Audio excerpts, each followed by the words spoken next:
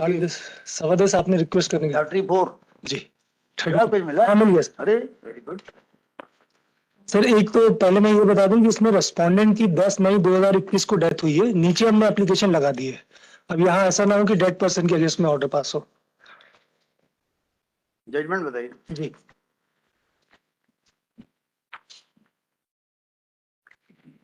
Sir दो हैं, एक तो ये एमपी हाई कोर्ट का ही है। पहले से आपका सर 7/11 में सूट को डिसमिस किया है हाई कोर्ट ने। मैंने ऊपर पैराग्राफ्स लिखे हैं सर।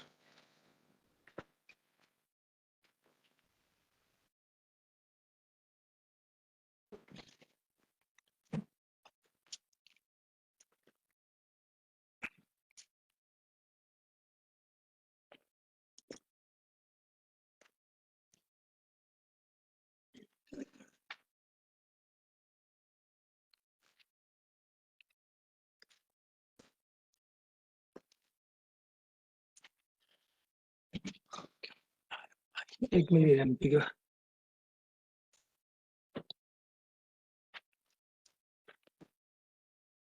मैं आपके पास नहीं करता है 10 इसको हाँ पैराग्राफ कौन सा है? सर पैराग्राफ मैंने ऊपर पेंसिल से लिखा हुआ है सर, वो लास्ट के पेज में। पैरा 14 से 16। जी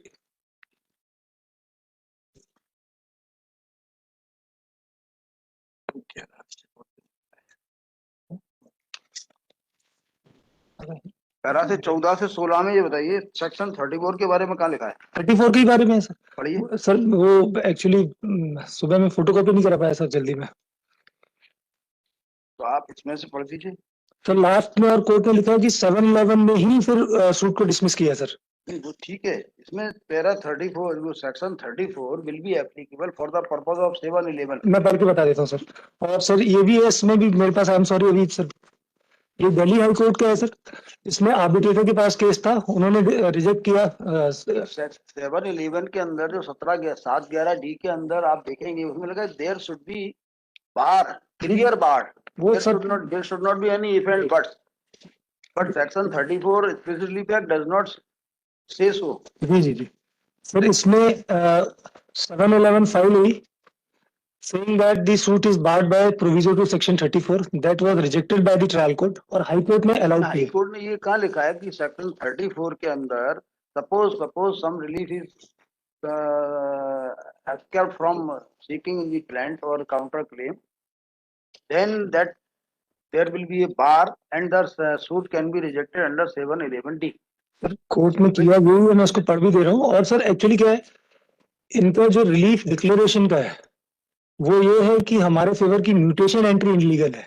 अब ये पोजीशन में है नहीं, डिक्लेरेशन इन्होंने मांगा नहीं और डिक्लेरेशन ये मांगा कि तो अब सर उस सूट में मिलेगा क्या इनको काउंटर क्लेम में? की बात सही है, मैं कह रहा हूँ 100% का दावा जो है खारिज हो जाएगा, लेकिन 7/11D के लिए क्या सेक्शन 34 का इसको जी। बढ़ाया जा सकता है?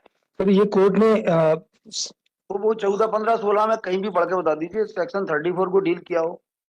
सर ये पूरा जजमेंट 34 पे ही है, 7/11 रिजेक्ट हुई। बात तो कल भी मेरा निवेदन इतना सा था, क्या सेक्शन 34 की प्ली जी 7/11D के तहत कंसीडर की जा सकती है? जी 7/11 के तहत कंसीडर करते हुए कोर्ट ने डिसमिस किया सर। मैं पैराग्राफ्स पढ़ दे रहा हूँ 14।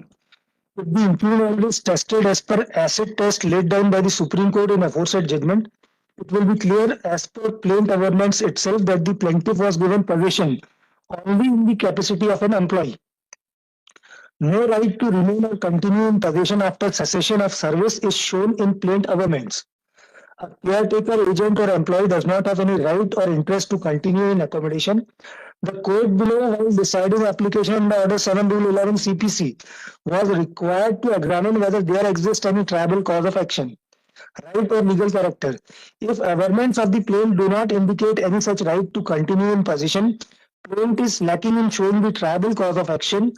For this purpose, no evidence is required to be laid recorded. In so-and-so case, Apex Court held that trial court does not mean complete trial. It can be decided even at the stage of deciding application under Order 7 Rule 11 CPC. Justice R.C. Lahoti, as he then was, in so-and-so, found that merely because the plaintiff was employed as 7, then this is not relevant and the suit has been dismissed.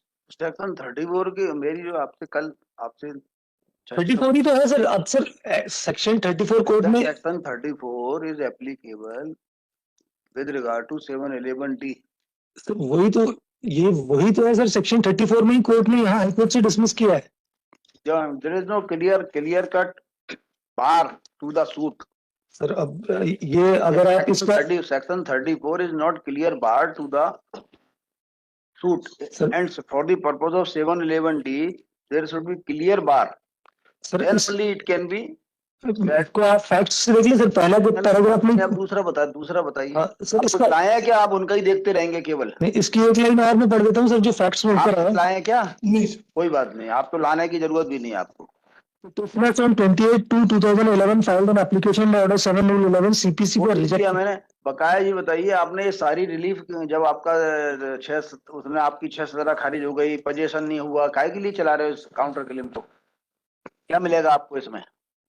Merits पे पूछ रहा हूँ मैं आपसे। वैसे sir मेरा suit ultimately dismiss हो। आपका सूट थोड़ी है काउंटर क्लेम है। ठीक है sir, that may be rejected. May be rejected, कुछ भी बोलने से कुछ फायदा मिलेगा क्या?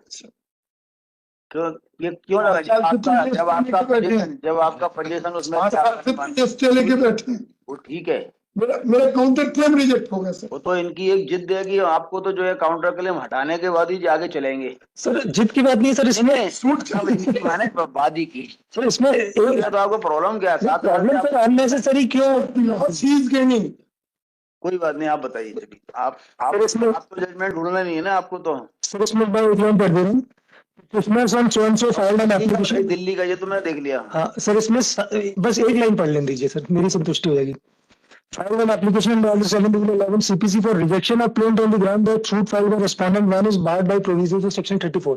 ये फैक्ट्स में लिखा है, फिर कोर्ट ने डिसमिस वादी किया। ने उसने कहा जरूर, डिफेंडेंट ने, कोर्ट ने क्या क्या whether section 34 can be, court ने डिसमिस किया है sir. Can treated to be a bar for the purpose of 711D। जी सर, कोर्ट ने डिसमिस किया यहाँ से सूट। अब सर ये दिल्ली का है जो सुप्रीम कोर्ट से अफर्म हुआ है, वो भी मैं दिखा दूंगा सर। इसमें आर्बिट्रेटर ने डिसाइड किया, हालांकि ट्रायल कोर्ट ने नहीं। The present suit also appears to be barred by section 34 Specific Relief Act.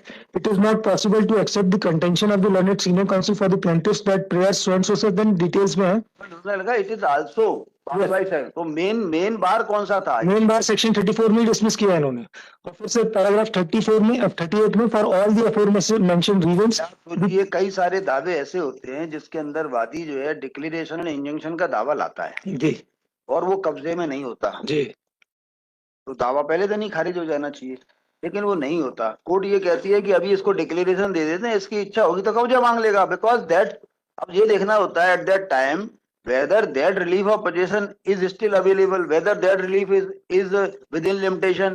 Sir ये इनकी 6-17 खारिज होने के बाद अभी भी ये फ्रेश सूट ला सकते हो।